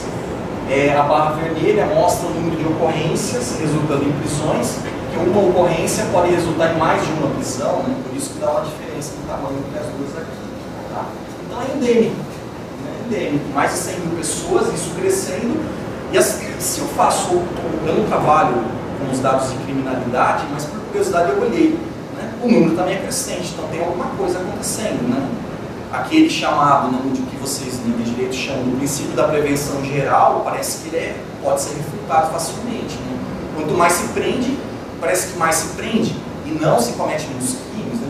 não se derruba a taxa de criminalidade. Né? São Paulo é prova disso. Né? Aqui as pessoas presas pela PM, né, de 2008 a 2012. Então, aqui é a capital do estado. Então, em 5 anos, mais de 600 mil pessoas foram presas pela PM. Não significa que todas foram condenadas à pena privativa de liberdade, mas elas adentraram no sistema. Foram registradas, catalogadas, muitas responderam ao processo. Aquele eixo de riqueza, né, os eixos de riqueza de São Paulo que a professora mostrou, eles coincidem, né, com os eixos de aprisionamento, né, o maior nos municípios mais ricos do interior, gigantesco na capital e na região metropolitana, que responde por mais de 50% do total de presos cumprindo pena no sistema prisional paulista. Aqui são as prisões feitas pela PM em 2012, só pela Polícia Militar, que faz o policiamento extensivo. Então, 30 mil pessoas presas na capital apenas no ano de 2012. A maior parte delas, prisões em flagrante. Então aqui tem de 2001 a 2012, né, que de 1.800.000 prisões, quase 1.200.000 foram pessoas presas em flagrante. Principalmente por conta dessa ação da Polícia Militar. O orçamento da Polícia Militar, ou melhor, do sistema prisional, né, e policial, somados, eles têm crescido num ritmo 3, 4 vezes mais rápido do que o orçamento total do Estado. Enquanto eu fiz um estudo nos últimos 18 anos, enquanto o orçamento do Estado aumentou 9 vezes, o do sistema prisional aumentou 24, o da polícia aumentou 15, que é a mesma proporção do aumento do judiciário. E a da cultura aumentou 4 vezes, Secretaria de Habitação 4 também. Então, se investe muito mais. São Paulo praticamente não investe em cultura. A gente estava até falando na fala da professora Maria Adélia, né, que um dos projetos para a Prefeitura de São Paulo era criar núcleos de cultura, porque do total do orçamento estadual investido em cultura, 90% vai para sustentar a TV Cultura, uma televisão. Não sobra dinheiro para nada mais. Né? É um estado que não investe em cultura. Mas podemos ouvir o Marco Antônio Vila. Ali no fim da tarde. Eu falo da independente. O Roda Viva está interessante. Roda Viva, 60% do orçamento. Né? Roda Viva. Aqui é o mapa do estado de São Paulo com seus 645 municípios, né? Então a capital, a região metropolitana de São Paulo, aqui é o eixo da rodovia Presidente Dutra, faz a conexão com o Rio de Janeiro. Aqui é os eixos da Anhanguera e Bandeirantes, né? Que a gente chama de seus eixos de riqueza, né? Do estado de São Paulo. Há uma distribuição bastante desigual da população. As cores mais escuras representam que tem mais gente, né, em números absolutos. O interior, menos pessoas, né, muitos municípios aqui não chegam a 10, 15, 20 mil habitantes. O menor município de São Paulo tem 800 pessoas, 828 habitantes. A distribuição de rendimentos, ela mais ou menos acompanha essa distribuição da população, mas os rendimentos menores, eles também são encontrados no interior do estado, né? Ou, né, aqui os domicílios, né? Então, eu estava falando um dia com a professora Maria Adélia, numa sessão de orientação, como que ainda persiste essa ideia de São Paulo como um estado rico? Então, o que esse mapa mostra? Né? A cor escura, de 30% a 57% dos domicílios tem rendimento até meio salário mínimo. 2010, não estou falando de 20 anos atrás. Então, no estado mais rico da federação, a gente tem ainda essa distribuição de rendimentos. Né? Fiz uma análise, na renda per capita estadual é de R$800 no estado de São Paulo. O PIB per capita é de 30 mil. Então, se eu pegasse toda a riqueza produzida no estado e dividisse para cada um dos habitantes, daria 30 mil para cada um. Mas cada um, na verdade, recebe 800, em média, né? Porque tem muitos que têm isso. Né? Então, tem alguma coisa acontecendo, né? Algum problema acontecendo em relação a esses sistemas de produção e distribuição de riqueza. Aqui, os jovens entre 18 e 24 anos com ensino médio completo. Em todo o estado, apenas 56% dos jovens terminam o ensino médio. É o estado mais rico da federação. 44% não conseguem terminar o ensino médio. E é interessante que os percentuais mais altos são encontrados no interior, aqui, nas regiões mais pobres.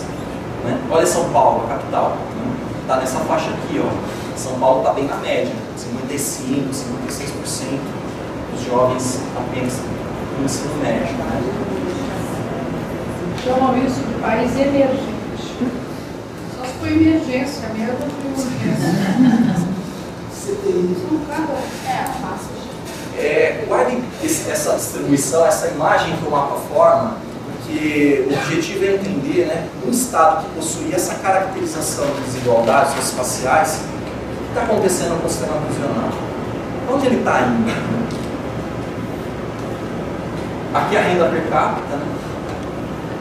Então, os mais ricos, claro que o problema das médias, né? São Paulo ficou inteirinho aqui, né, na classe superior, de 800 a 1.600 reais. Mas eu não encontro isso no Grajaú, no Capão Redondo, no Jardim Ângela, lá na Brasilândia. Né? Mas a renda per capita é tão alta na capital, a média, né, que parece que todo mundo está acima da média do estado, mas não é verdade, tem uma distorção.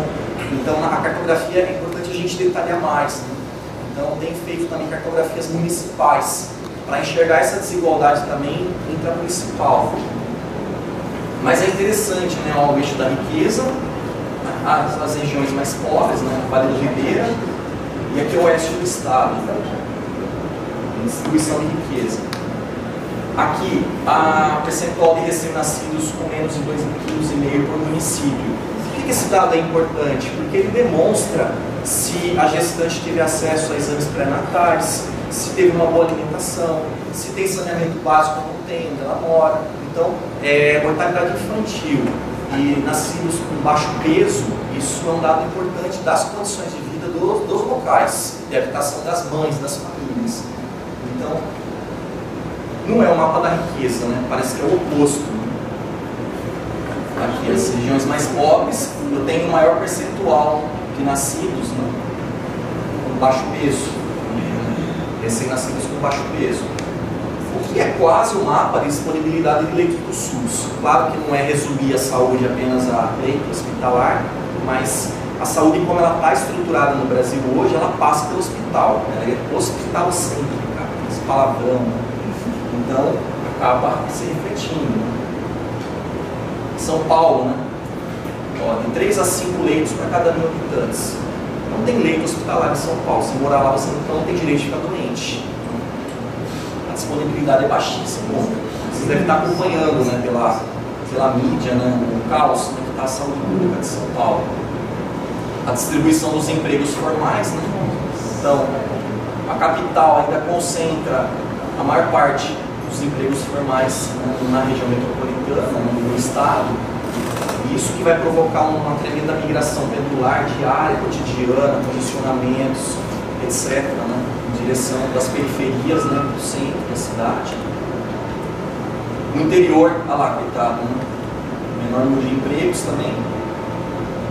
Mas quando a gente tenta perceber como está sendo a distribuição do sistema prisional, né, o sistema prisional ele avança fortemente nessas áreas mais pobres. Não aqui, que é muito mais pobre, mas não tem os sistemas de engenharia de suporte à prisão, principalmente as rodovias, para trazer o preso depois para prestar depoimento na capital. Então aqui é um mapa que mostra entre 1930 e 2013, por período, quantas unidades prisionais foram construídas. Em 1930 é o amarelo, tem umas aqui. 71 a 90 o vermelho, 91 a 2000, o azul. 2001 a 2013, o verde. São estaduais? É, as unidades São estaduais. todas estaduais. Todas estaduais. Grande obra tucana, obra do verde. Não são sedes de distrito policial onde também tem preso. Os presos provisórios, uma parte dos provisórios. Só as secretarias geridas pela Secretaria de Administração Penitenciária do Estado. Tá?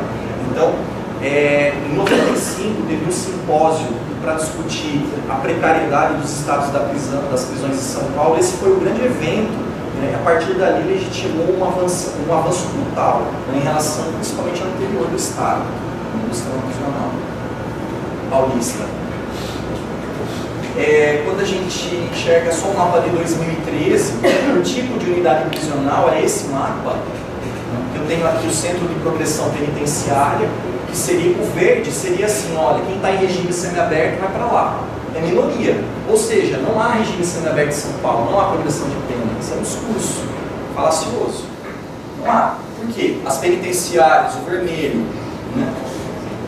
O centro de detenção provisória, os marrons, principalmente, são as unidades que são mais construídas. Ou seja, nos grandes centros, na capital, se constrói centros de detenção provisória, né? Quando sai a condenação, o preso é transferido para o interior. Então é essa dinâmica, né, que eu estou chamando de dialética espacial, no estado de São Paulo. Né? Aqui é o Centro de Readaptação Penitenciária de Presidente Bernardes, o regime RDB. Bom, não vou entrar em detalhes, né, vocês são advogados, né, regime disciplinar diferenciado, para não ficar cansativo.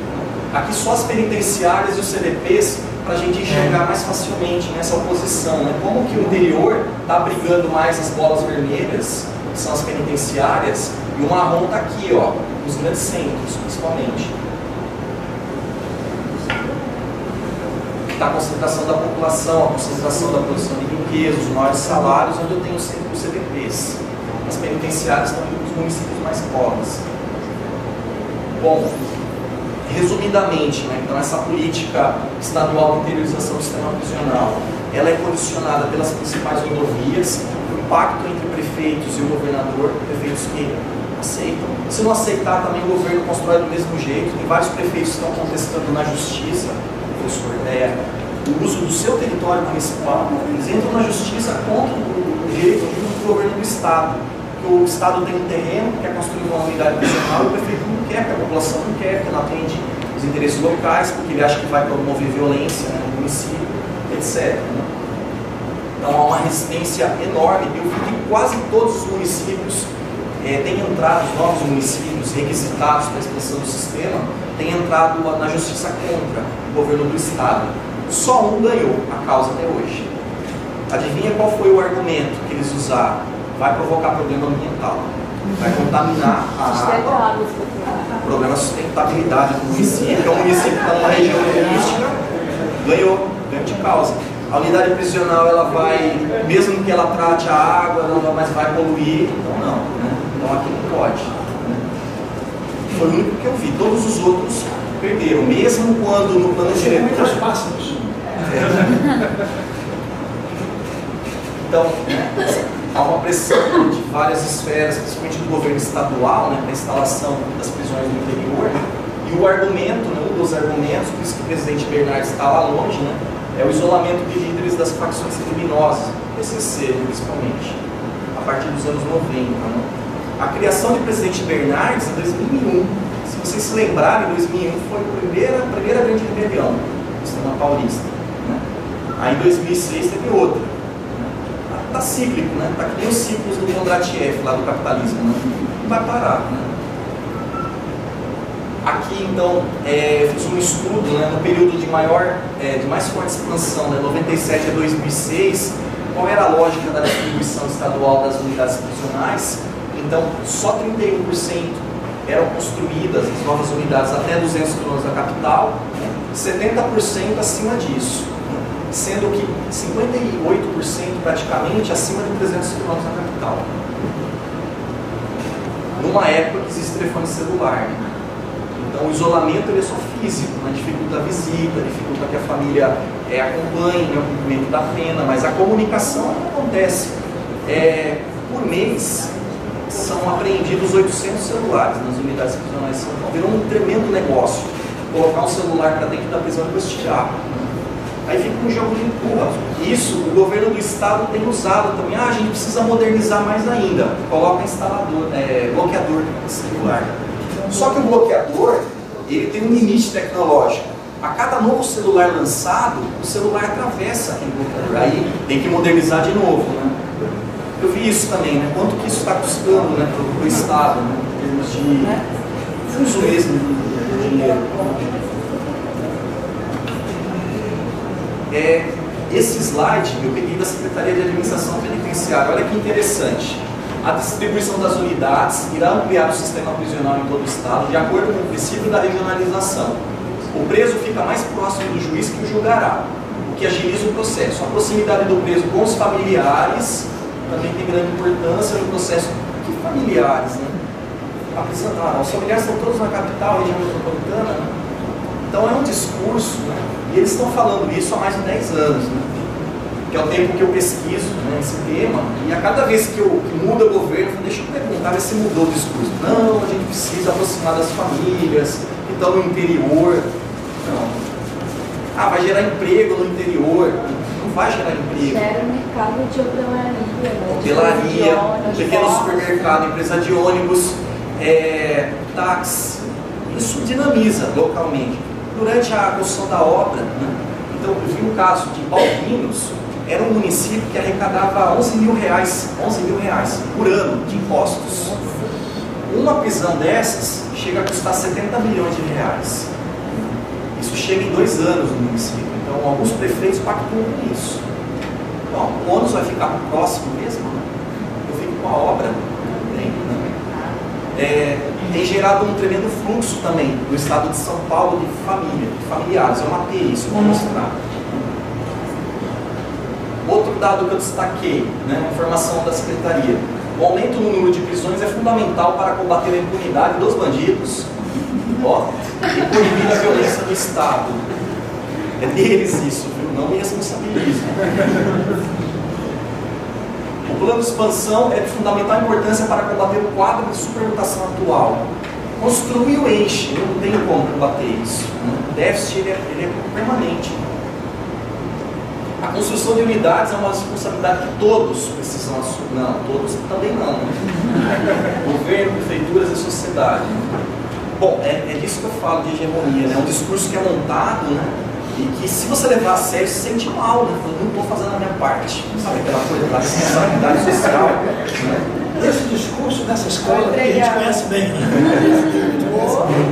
A casa dele é aqui. É a casa dele. Aqui que ele nasce. Bom, apesar, né, desse crescimento brutal, né, no número de unidades, todas estão superlotadas. Esse mapa é um mapa do déficit de vagas, né?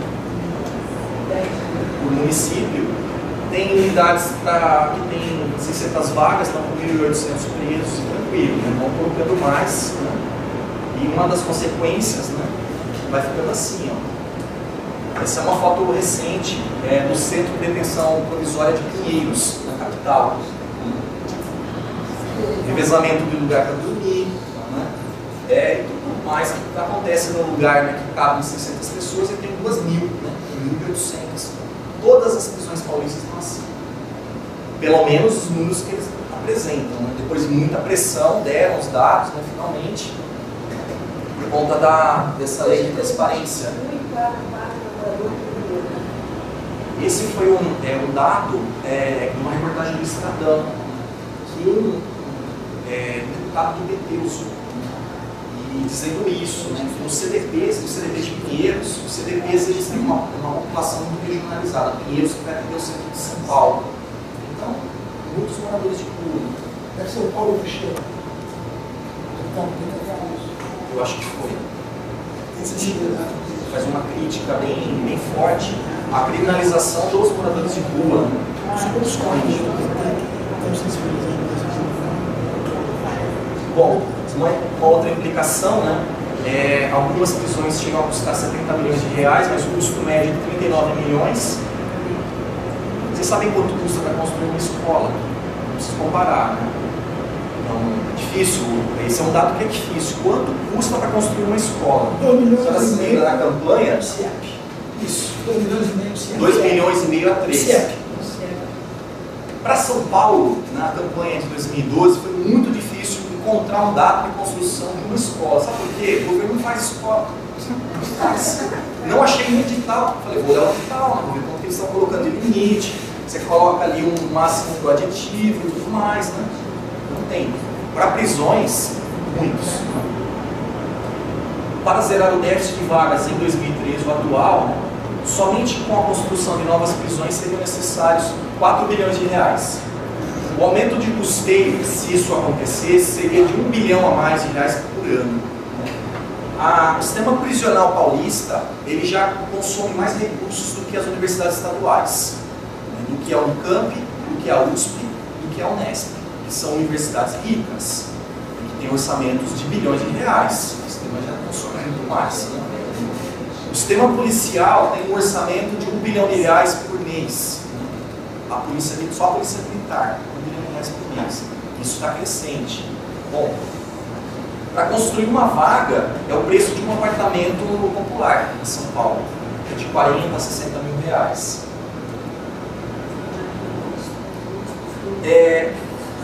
Eu apertei muito a secretaria, que eu queria que eles me dessem assim, quanto que vocês gastam para gerir por unidade, né?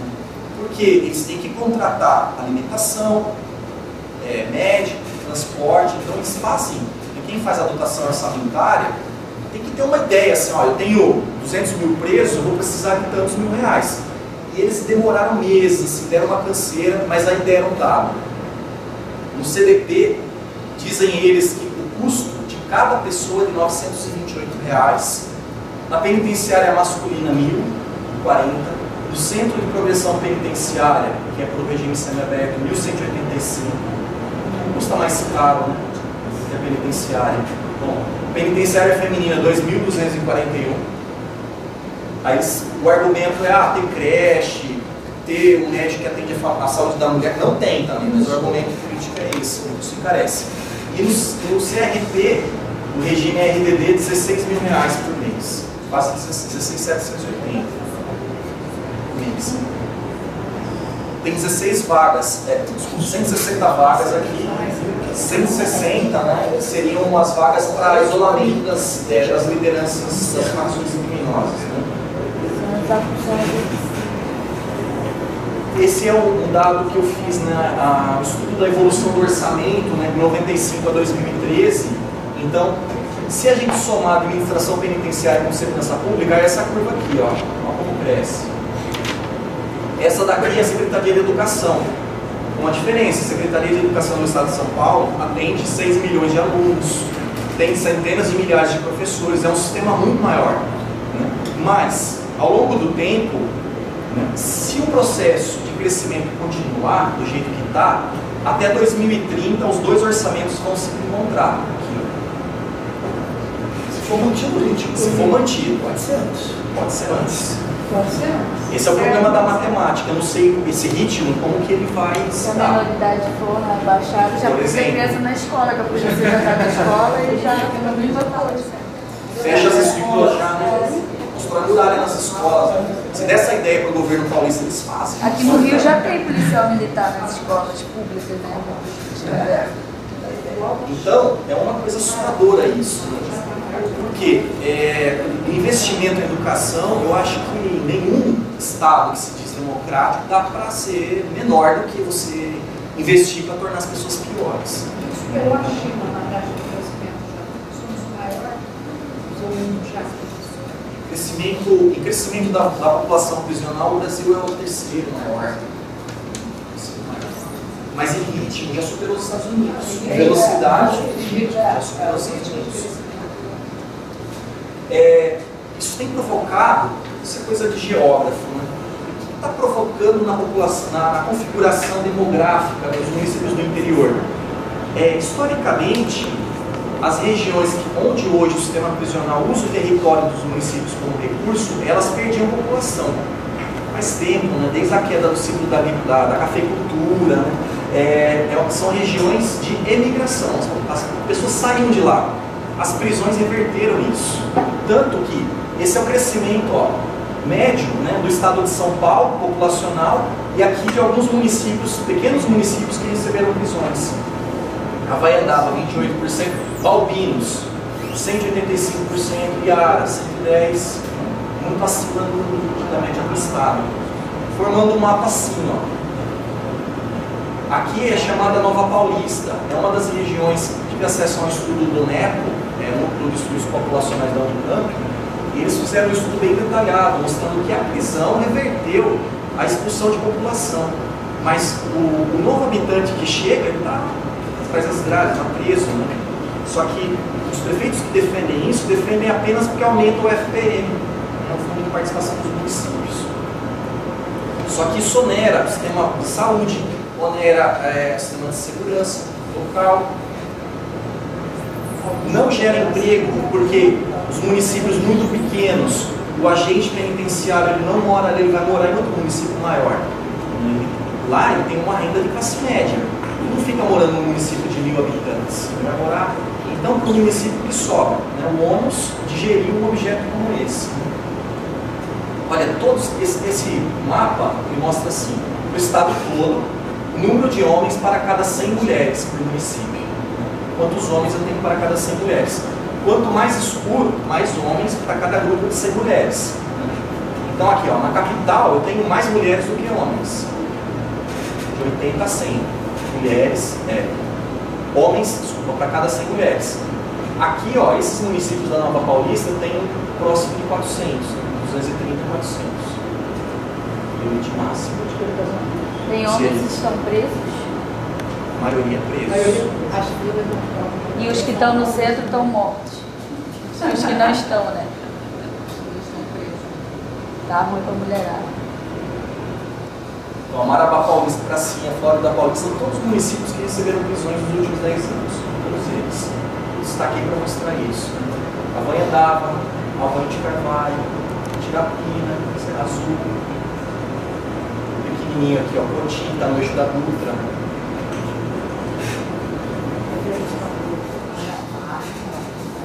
Aí por que, né, que tem menos homens do que mulheres no estado como um todo, no estado de São Paulo? Aqui na região metropolitana, a mortalidade infantil é muito maior nos meninos.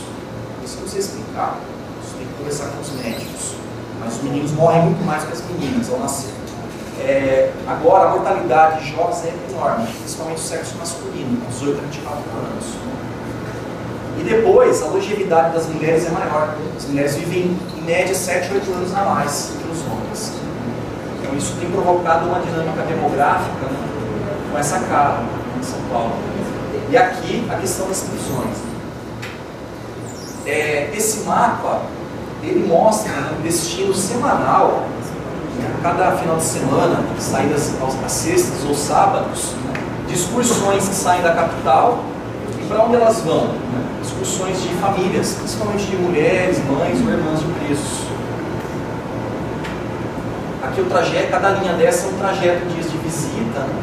O azul, o território, o destino, onde estão os prisioneiros, e o verde, da onde as famílias saíram. A maioria de São Paulo não significa que essas famílias moram em São Paulo. Aqui é assim, a van ou o ônibus saiu de São Paulo. São Paulo foi o ponto de encontro. Essas famílias podem morar na região metropolitana, por exemplo, né?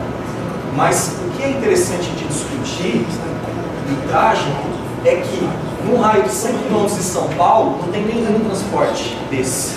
Por quê? Né? Correlacionando com o dado anterior, não se constrói unidades prisionais tão próximas da capital, né? O que vai encarecer sobremaneira o custo de visitação.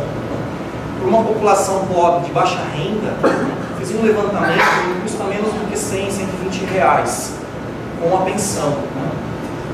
Isso foi configurando todo um circuito também da economia, que a gente chama de circuito inferior da economia, nesses lugares.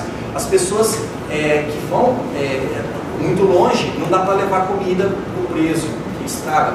Então ela faz compra no supermercado local. Aí tem um fogão só na pensão, eles alugam por tempo. Ah, vou alugar meia hora só, não, vou alugar 1 hora. Né? Então isso foi configurando todo. O táxi é caro, mas o taxista deixa entrar 6, 7, quanto puder, bota aí e transporta, porque aí rateia. Né? Então tem toda uma outra forma de organização. Né? E as normas urbanísticas? Higiene, ruído, etc. Parece que tem tensões também. Algumas abrigam só mulheres do PCC e outras não. Tem uma segregação também das pensões, porque a pensão é mais cara, né? Há uma desigualdade entre os preços também, coisas mais baratas. Então aqui, ó, percebam que a maior parte das unidades prisionais que eu listei estão acima de 400 quilômetros. Isso é dado, como conseguir esse dado? As propagandas que são feitas para anunciar o transporte. Muitos desses transportes clandestinos. Então, ônibus que não tem qualquer tipo de controle ou de regulação, saindo da Barra Funda, em São Paulo, da rodoviária da Barra Funda ou da Praça da Sé. Tá? Então, a quantidade de unidades, né, é entre 600 e 700 quilômetros. Quer dizer, a família também cumpre pena. Eu acho que sim, né? Então a pena está lá, né, no Código Penal, na Constituição, que ela é individual, mas nesse caso não é. Nesse caso, a família ela também está sendo penalizada. No mestrado, que eu estudei a migração das prisões para o interior, foi um dos recortes de estudo, um dos argumentos era assim: as prisões não são construídas mais na capital porque está caro construir uma unidade prisional na capital. Isso também não é verdade, por quê? Os presos também, aliás, aqui o destino de visita dos presos do interior, das famílias dos presos do interior. Então são municípios que estão a 120, 150 quilômetros da capital, que também saem excursões para visitar unidades prisionais, né, com seus presos, seus familiares no interior. Não é, no interior, o custo do terreno, a disponibilidade é muito mais baixo do que da capital. Então a questão é excluir mesmo, né? Como se fosse um tipo de limpeza social, você coloca longe, porque não interessa colocar aqui. Tem movimentos de resistência em São Paulo para a instalação das unidades prisionais, como eu disse, e esses movimentos, muitos deles são muito mais eficazes aqui nesses municípios maiores, né? Na capital, eu estudei o caso de Osasco, de Guarulhos, Campinas, né? Onde grupo de advogados, de sindicatos, de trabalhadores, etc., eles se juntam e entram com ações na justiça.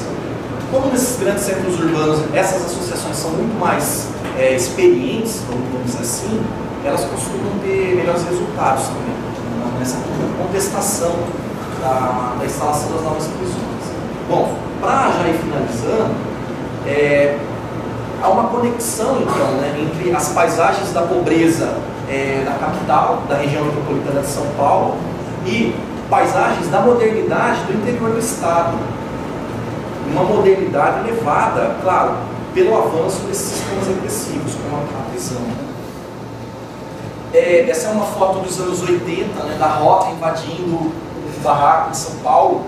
Isso não mudou, isso ainda continua, isso ainda é recente, né, se modernizou. Hoje eles usam outros GPS, helicóptero e tal, mas as incursões violentas na periferia de São Paulo, elas são constantes. Aqui ele tem uns tanques de guerra. O famoso caveirão. Logo vai chegar em São Paulo, quando estão se modernizando rapidamente. Já compraram lá esse canhão de água. Helicóptero blindado. Sabe no Chile, né? Você aprender aqui, que é o único helicóptero comprado. Aqui, né, uma foto do CDP de Pinheiros. Eu mostrei para vocês uma secretaria da Cela, né? Então, isso para quem conhece São Paulo, né? Na conexão ali do Cebolão, né, da Marginal Pinheiros com a Marginal Tietê, tem um mega complexo prisional para presos provisórios. Né?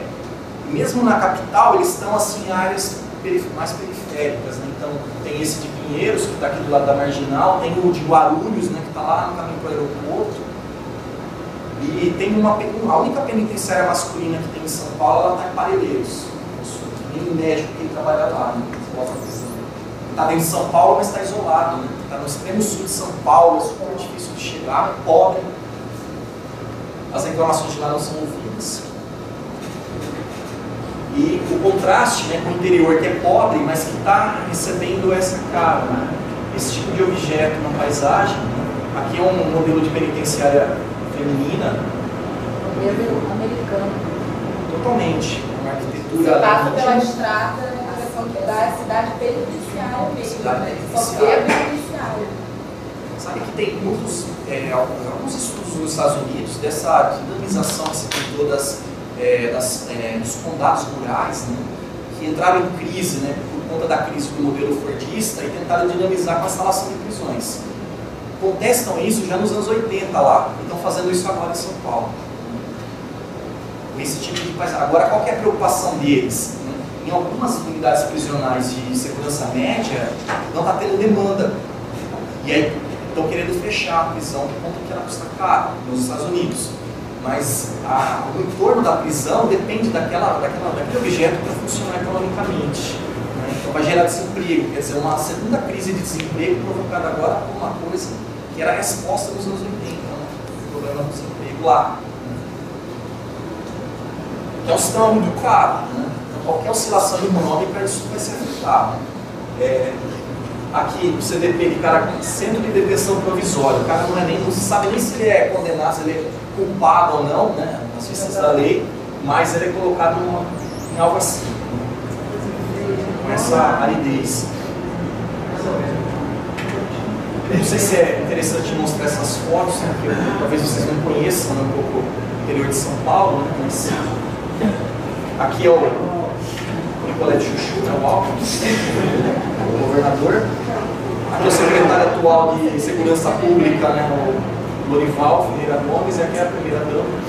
Eles saíram de administração penitenciária. Isso, o Lorival é o secretário de administração penitenciária.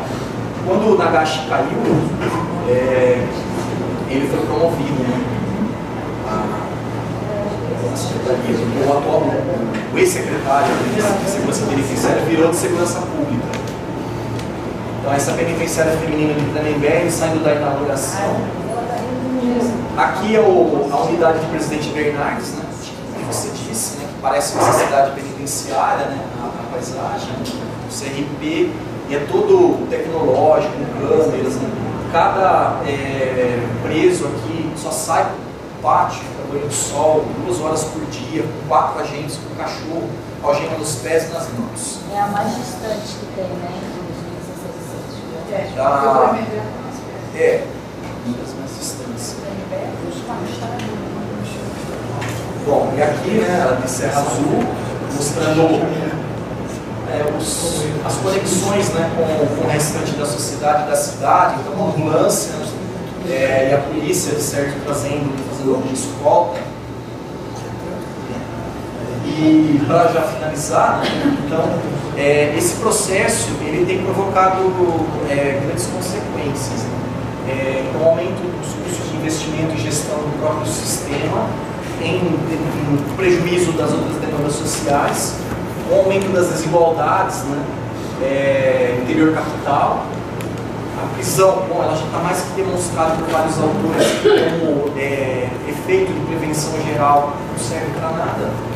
O que acontece é uma maior criminalização das periferias já pobres, né, e o fortalecimento de uma indústria de segurança pública e privada, né, carros blindados, câmeras de segurança, vigilância. Agora estão vendendo em São Paulo na televisão, não sei se vocês viram essa propaganda, um kit anti-arrastão. Olha o nível que chega no comércio da segurança. Você compra o kit, aí vem o segurança, vem uma central de monitoramento acoplada, eles fazem ronda. Então onde vai chegar isso? Sendo que, pelo que eu tenho acompanhado, né, no discurso extraoficial, né, isso que alguns policiais militares me falaram, há próprios oficiais da PM que são donos dessas empresas, uma parte delas. Então é um conflito de interesses grande e é interessante, quanto pior, melhor, né, para a indústria de segurança. A indústria de blindagem de São Paulo é uma das que mais cresce no Brasil, 30% ao ano, cresce mais do que qualquer outro segmento econômico. é isso aqui, né?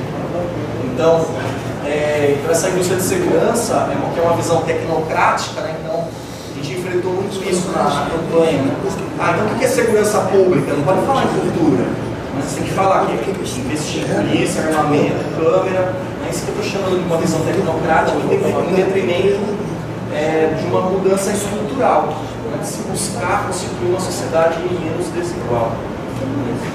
Nós somos tão alienados que a gente fazia essa apresentação do Fleury. Saiu partido. Eu me divertia só de olhar a cara dele. Ele é um artista. Isso é terrorismo. A nossa roubada. A tendência do Eles um discurso muito velho, assim, né? Não, vamos criar um